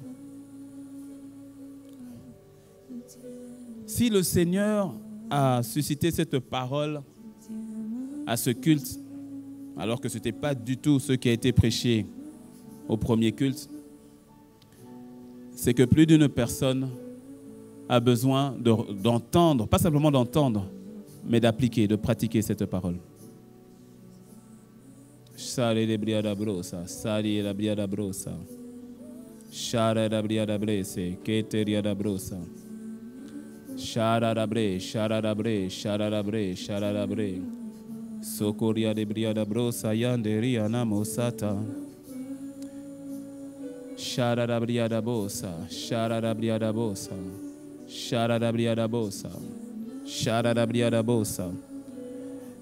C'est la foi dans la personne du Seigneur. Nous sommes ce maillon d'une longue chaîne. Nous sommes ces coureurs de relais d'une longue course. Nous n'avons pas le plan, nous n'avons pas la vue globale. Mais le Seigneur te montre déjà à toi en disant, continue sur le chemin que j'ai tracé devant toi. avance-y avec foi. Ne cherche pas à ce que le plan de Dieu émane à partir de toi. Mais Dieu a son plan général dans lequel il a fait grâce de nous mettre dedans. Tu fais partie du plan de Dieu. Toutes les choses, tout concourt au bien de ceux qui aiment Dieu, qui sont appelés selon son plan, qui sont appelés selon son dessein. Qui sont appelés selon son dessein. C'est une grâce qui t'est donnée, qui m'est donnée, de faire partie du dessein général de Dieu, de faire partie du plan général de Dieu. À chaque fois que tu détourneras ton regard de Dieu et du plan général, tu seras forcément séduit, parfois même trompé, parce que la vision du plan de Dieu à partir de toi est trop petite. C'est trop petit. C'est pour cela que Dieu n'appelle pas un individu, il appelle un peuple. Il appelle un peuple. Il appelle un peuple. Et toi et moi, nous faisons partie d'un peuple. Le peuple de Dieu, les élus de Dieu. Cette race nouvelle de Dieu. Tu comprends pourquoi la notion de l'amour large et capital est importante. Tu comprends pourquoi l'ennemi fera toujours tout pour emmener tout un chacun à rentrer en mode individuel. Parce que lorsque tu rentres en mode individuel, quelque part tu te sors du plan général. Et l'ennemi le sait. Lorsque la parole dit « Veillez, priez donc, car le lion rôde comme un lion rugissant, car le diable rôde comme un lion rugissant, cherchant qui dévorer. » Analyse comment les lions rôdent. Ils rôdent pour isoler une proie. Toujours pour isoler une proie. Soit la proie qui est blessée, soit qui est faible, soit qui n'est pas encore assez mature pour courir. Mais le but, c'est toujours d'isoler. Parce que dès le moment où tu rentres en mode solo, en mode individuel, l'ennemi sait que tu deviens une proie facile. C'est un plan général dans lequel Dieu a mis ton plan individuel. Mais ton plan individuel ne prend un sens que dans le plan général. Et c'est ça la grâce de Dieu. Il t'a aimé, il m'a aimé, il nous a mis dans son plan général. Donc ne laisse pas des frustrations ou des situations tellement éphémères pour lesquelles tu n'as pas la vision globale venir te faire douter du plan parfait que Dieu a pour toi. C'est dans ce sens que le Seigneur dit « Je connais les projets que j'ai formés pour vous ». Ce passage, c'est vrai, nous le citons souvent, mais nous le citons souvent sur le plan individuel. Or, encore une fois, le texte, dans son texte, le Seigneur ne parle pas à quelqu'un, il parle à un peuple. Il dit « Je connais les projets que j'ai formés pour vous », dit le Seigneur. Plan de paix et non de malheur, afin de vous donner un avenir et une espérance. Ce n'est pas ton plan, ce n'est pas toi, individu. Tu fais partie du plan général. Et c'est ça la grâce de Dieu. C'est ça la force. C'est ça l'amour de Dieu manifeste. Et comme tu n'as pas la vision du plan global, général, c'est pour cela que nos yeux sont rivés sur lui. C'est donc qu'il est écrit, comme on l'a vu dans Hébreux 12, verset 2. Ayant le regard fixé sur Jésus, auteur et consommateur de notre foi. De notre foi. Oh Seigneur, fais-nous grâce d'avoir le regard fixé sur toi. Fais-nous grâce, Seigneur, d'appliquer notre foi en toi. Fais-nous grâce, Seigneur, de ne nous attendre qu'à toi. Fais-nous grâce, Seigneur, d'avancer en toi. Fais-nous grâce, Seigneur, de comprendre, de saisir que notre plan, la destinée que tu as pour nous est comprise dans ce plan général qui est parfait. Plan de bonheur, d'espérance, de grâce, de faveur. Oh Seigneur, donne-nous de voir par l'Esprit cette dimension. Donne-nous de voir par l'Esprit cette grâce. Donne-nous de voir par l'Esprit.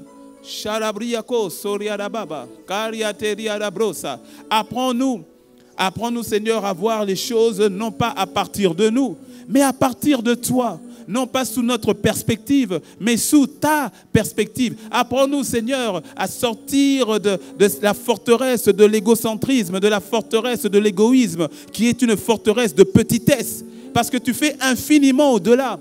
de ce que nous pouvons penser. C'est cette dimension-là, infiniment au-delà de ce que nous pourrons prier. Parce que nos prières sont limitées par notre connaissance. Mais toi, tu fais infiniment au-delà. Lorsque nous prions pour une situation, toi, tu vois au-delà, tu vois la situation dans sa globalité. Nous ne voyons qu'une infime partie de la situation. Nous ne voyons qu'une infime partie par rapport à l'exaucement. Mais Seigneur, toi, tu fais au-delà. Alors apprends-nous, Seigneur, à te faire confiance à toi. Apprends-nous, Seigneur, à nous appuyer sur toi. C'est pour cela que tu dis, en toutes circonstances, rendez grâce. Parce que tout est parfait. Tout ce que tu fais est bon. C'est pour ça que tu dis, rendez grâce. Quand tu ne sais pas, rends grâce. Il y a des fois des situations, tu ne vois pas, rends grâce. Lorsque nous rendons grâce, c'est une manière de dire, nous avons foi en toi. Nous te faisons confiance. Nous nous appuyons sur toi. C'est pour cela, nous rendons grâce. En toutes circonstances, nous rendons grâce. Rendez donc grâce en toutes circonstances, car telle est la volonté de Dieu pour vous en Christ. Alléluia. En Christ Jésus. En Christ. C'est parce que nous sommes en Christ que nous rendons grâce en toutes circonstances. Car si nous sommes en Christ, c'est que nous sommes dans son plan. Et si nous sommes dans son plan, du reste, nous savons que tout concourt au bien de ceux qui aiment Dieu et qui sont appelés selon son plan. Alors apprends-nous, Seigneur, à voir au-delà. Apprends-nous, Seigneur, à voir au-delà. Même si nous ne voyons pas au-delà, mais que nous nous attachions à toi en ayant confiance totale à toi. Que les situations éphémères ne viennent pas, Seigneur, nous faire douter du Dieu éternel que tu es. Que notre confiance soit fondée en toi. Oh Père, en toutes circonstances, fais grâce à mon frère, fais grâce à ma sœur de garder la foi. En toutes circonstances, dans les sommets comme dans les vallées, dans la pauvreté comme dans la richesse. Seigneur, dans la santé comme dans la maladie. En toutes circonstances, donne à ton Église de garder la foi en toi. La foi en toi. La foi en toi. Charere briabos, socoria de bresa. Mante reko reka rena yente mande rebro. Charara briada bros, sekeria brose. La foi en toi, Seigneur. Charere briada bros, saikantaria bre. Tout est en toi, tout est par toi, tout est pour toi. Tout a été créé pour toi, en toi, avec toi et par toi. Tout, Seigneur, tout. Alors, Seigneur, merci. Par le Saint-Esprit, puisses-tu implémenter cette vérité dans le cœur de mon frère? Puisses-tu implémenter cette vérité dans le cœur de ma sœur? Par le Saint-Esprit, puisses-tu encourager mon frère, encourager ma sœur à avoir le regard tourné sur toi et à comprendre que notre confiance, elle est en toi et que nous faisons partie de ton plan divin. Que nous faisons partie, dans ton amour et dans ta grâce, tu nous as téléportés, tu nous as emmenés, tu nous as transportés du royaume des ténèbres au royaume de ton Fils, au royaume de lumière, et tu nous as transportés dans ton plan divin, tu nous as transportés dans tes desseins divins, tu nous as transportés, Seigneur, dans ton amour divin. Alors donne-nous, Seigneur, d'avoir foi en toi et d'avancer avec foi. Seigneur, fais-le. Par le Saint-Esprit qui nous donne la compréhension de ces choses. Père, fais-le. Seigneur, fais-le infiniment au-delà, mais vraiment infiniment au-delà de notre pensée et de notre intelligence. Père, fais-le. Alléluia. Alléluia. Seigneur, merci. Les yeux fermés, la tête baissée, toujours dans la position où tu es. Mais il y a quelqu'un qui doit ici accepter de rentrer dans le plan divin de Dieu. Il y a quelqu'un qui doit dire oui au plan divin de Dieu. Et laisse-moi te dire, le simple fait que tu entendes cette invitation, c'est que grâce t'a été faite. Tu es ici, tu n'as jamais accepté la vie de Jésus, tu n'as jamais accepté le plan de Dieu pour toi. Je ne te parle pas du fait d'aller à l'église. Je ne te parle pas du fait d'avoir été baptisé quand tu étais enfant. Je te parle de cette notion de relation avec Dieu, la paix que tu as avec Dieu, le fait de marcher avec Dieu. Par la foi en son Fils Jésus-Christ. Tu n'as jamais pris cette décision. Mais aujourd'hui, tu dis, pasteur, je veux que tu pries pour moi parce que je veux accepter le plan de Dieu pour ma vie. Je veux rentrer dans le plan de Dieu et accepter le plan que Dieu a pour ma vie et vivre pour lui. C'est une décision que tu dois prendre par la foi. Et moi, je vais prier sur la base de cette décision par la foi. Alors, nous avons les yeux fermés, la tête baissée. Mais si c'est ton cas, et que tu veux que je prie pour toi, nous avons les yeux fermés, mais si c'est ton cas, lève la main là où tu es et je vais prier pour toi. Que le Seigneur te bénisse. Lève la main distinctement, n'aie pas peur, que le Seigneur te bénisse. Je vais prier pour toi. Il n'y a pas de décision qui soit plus importante que celle-là, de dire, Seigneur, je dis oui à ton plan. Je dis oui à ta vie. Que le Seigneur te bénisse aussi, ma soeur. Je dis oui à ta vie. Je veux ton plan pour ma vie. Que le Seigneur te bénisse derrière aussi, ma soeur. Que le Seigneur te bénisse aussi, ma soeur. Que le Seigneur te bénisse aussi, mon frère, je crois. Gardez la main levée, j'ai prié pour vous. Je te laisse encore quelques instants. Je vois encore une autre main là-bas. Que le Seigneur te bénisse. Je te laisse encore quelques instants si tu veux rejoindre nos bien-aimés qui décident de dire oui au plan de Dieu pour leur vie. Qui décident de dire oui à la foi en Jésus. Nous gardons les yeux fermés. À vous tous qui avez levé la main, je vous demande un dernier effort. Mettez-vous simplement debout là où vous êtes. Je vais prier pour vous. Nous gardons les yeux fermés, mais vous qui avez levé la main, mettez-vous debout. Que le Seigneur vous bénisse. Ah, il y avait aussi mon frère que je n'avais pas vu. Que le Seigneur te bénisse aussi, mon frère. Ah, c'était un autre frère là-bas aussi. Que le Seigneur te bénisse. Il y avait mon frère que je n'avais pas vu derrière. Que le Seigneur te bénisse. Il y a ma soeur. Encore mon autre soeur. Que le Seigneur vous bénisse. Il y a encore ma soeur qui s'est levée. Que le Seigneur te bénisse. Nous gardons les yeux fermés, mais à vous tous qui dites, pasteur, prie pour moi. Je veux le plan de Dieu. Je veux marcher avec Jésus. Je veux marcher avec le Seigneur. Je laisse encore quelques instants à quelqu'un qui doit se lever. Tu ne sais pas de quoi demain est fait.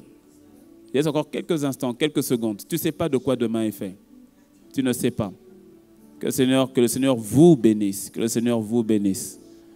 Que le Seigneur vous bénisse, mes frères. Que le Seigneur vous bénisse. Que le Seigneur vous bénisse. Gloire au Seigneur. Gloire à Jésus. Gloire à Jésus. Que le Seigneur te bénisse, ma sœur. Gloire à Jésus. Gloire à Jésus. Gloire à Jésus. Je ne sais pas pourquoi je n'arrive toujours pas encore à lancer la prière. C'est peut-être que je sens, je ne sais pas, je sens.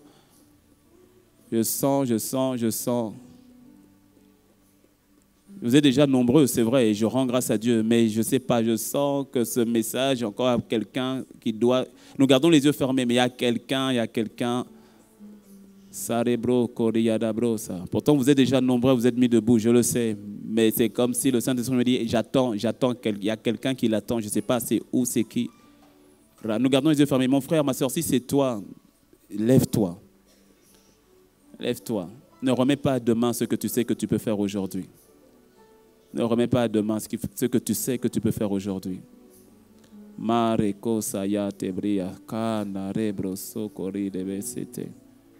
Alléluia.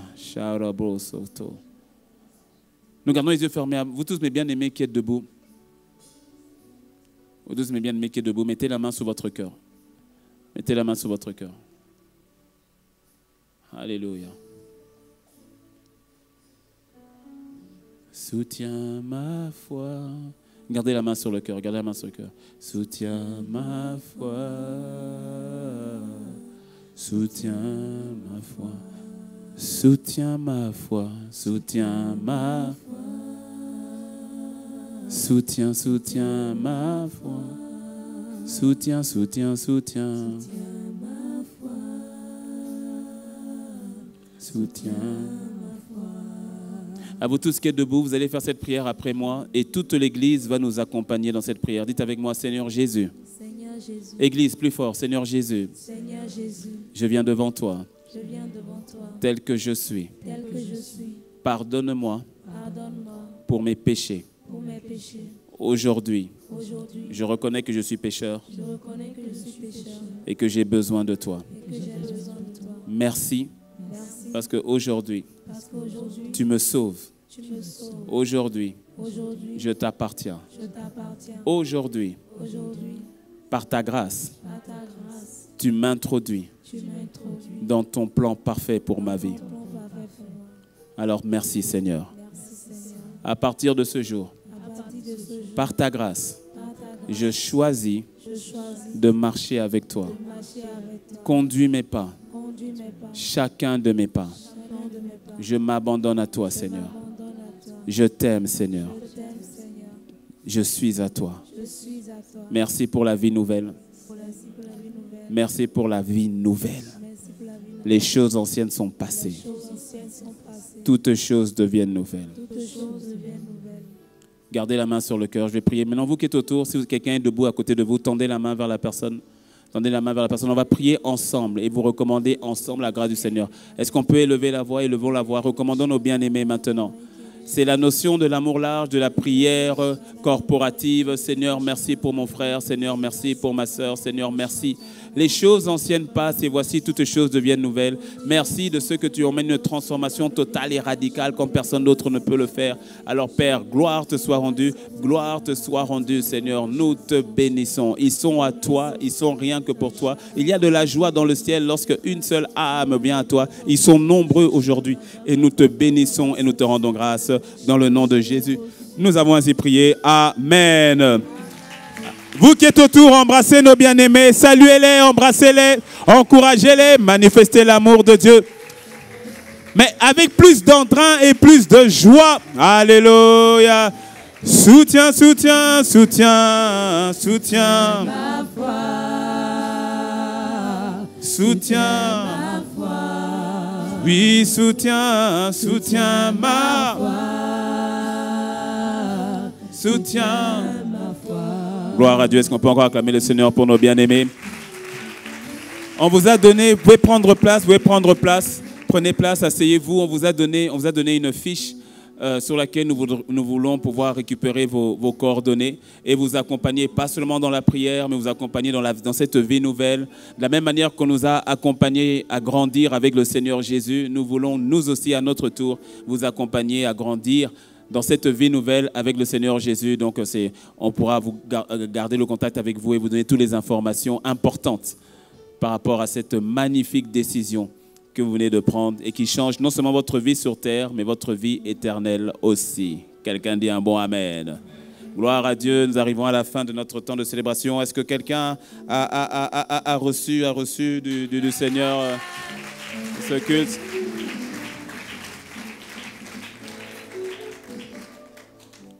À chaque fois qu'on prie, on dit Seigneur, l'esprit prophétique. Ah ben, quand il veut parler, il veut parler. Nous, quand on vient ici, le but n'est pas de parler pour parler. Dans la prière que je fais à chaque fois, je dis Seigneur, que je n'ai pas à parler de toi, mais que tu sois celui qui parle au travers de moi. C'est très sincère. C'est très sincère. Et si dès le départ, il a pris ce virage-là, ceux qui étaient au premier culte, ce n'était pas du tout ça. Hein? Donc vous, ça vous fait 2 cultes, alléluia, ça vous fait 2 messages, parce que c'est pas du tout ça, c'était pas du tout ça, hein? Non, c'était le garde, c'était quoi le titre? L'amour large dépend de la qualité des trésors de ton cœur, avec les bons trésors et les mauvais trésors. Donc audiovisuel, mettez les 2 messages, mettez les 2 messages sur YouTube, parce que ça veut dire que toi qui étais ici là, la foi là, c'est-à-dire en même temps, ça veut dire que la foi là, tu es concerné grave. Dis à ton voisin, tu es concerné. Ouais. Mais vraiment, tu sais, si on peut parler, quand on parle un peu de punchline ou de mots-clés, si tu comprends que le plan de ta vie, que tu le vois à partir de Dieu et non à partir de ta personne, je te promets, ça va te rendre plus calme, plus détendu. Plus détendu. Parce que si c'est à partir de ta petite personne, tu vois, c'est comme les enfants. Si tu devais répondre aux demandes de tes enfants, ce serait trop petit parce que toi, tu vois plus large. Tu vois, non? Tu vois beaucoup plus large. Il dit, papa, il faut que tu pries, je veux acheter la chaussure là. Mais toi, tu vois déjà sur l'université, tu vois, non? Donc c'est pas... Et quand tu dis non pour la chaussure parce que tu es en train de mettre de côté pour son université, il dit ma chaussure qui dans 2 ans n'aura plus la même taille. Il aura déjà grandi. Or, ce que tu n'as pas donné aujourd'hui, tu l'as réservé pour plus tard. Tu vois? Et donc quand tu fais confiance à Dieu dans le plan général comme ça, tu rends grâce à Dieu. Tu dis, mais je n'ai pas eu ma chaussure là, mais je sais que papa m'aime. Et je sais que si j'ai prié et que pour ça là, il n'a pas répondu, c'est qu'il y a mieux. Et ce n'est pas pour autant que je ne demanderai plus. Ce n'est pas pour autant que je prierai plus. Mais ma confiance, au fait, elle est en lui. Que cela soit ton partage dans le nom de Jésus. Quelqu'un dit un bon amen.